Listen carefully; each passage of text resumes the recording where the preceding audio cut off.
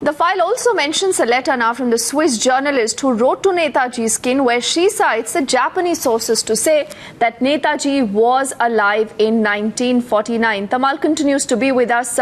Remember, these are very significant details that now we are getting to you as these files are being decoded. Now, Tamal, again this letter, somewhere that is why the onus now on the PM or more to know the entire truth in the case, because there are a lot of circumstantial evidence to indicate that Netaji was really alive after the date that the government perhaps then had given.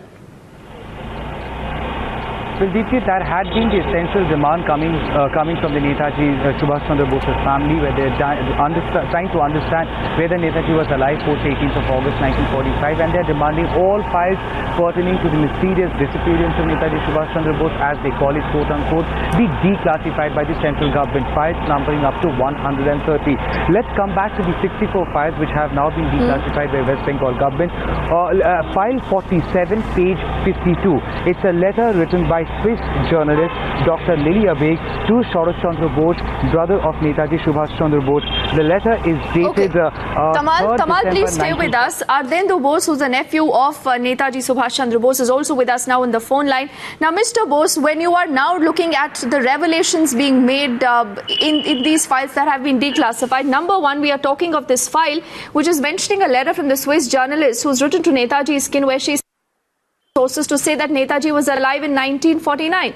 And it's not just this. If you closely look at the other file, that is document number 51, this is also leading to a circumstantial evidence saying that Netaji was alive beyond 1945. You believe, sir, more reasons for us to know the complete truth now? Absolutely right. I know that Swiss journalist, a lady, she wrote to my uncle, Sharat Bose, in 1949, saying that she had information that Subhash Bose was alive, which is also true. Unfortunately, Sharat Bose passed away in 1950. And as far as his broadcasting is concerned, it's absolutely true. As a matter of fact, Subhash Bose had this knack. Wherever he went, he broadcast to the people in India. As a matter of fact, during the Second World War, when the British had spread rumors here that Subhash Bose was dead and gone and disappeared because he hadn't been heard from for a long time, all of a sudden he broadcast from somewhere in France to India, and with his famous broadcast which said in Bengali, "Ami Subhash bolchi," and then Subhash speakers. So people in this country were absolutely stunned that Subhash Bose was broadcasting from there. Also, he broadcast from Southeast Asia before he set off on embarked on his war with the INA against the British. He broadcast into India.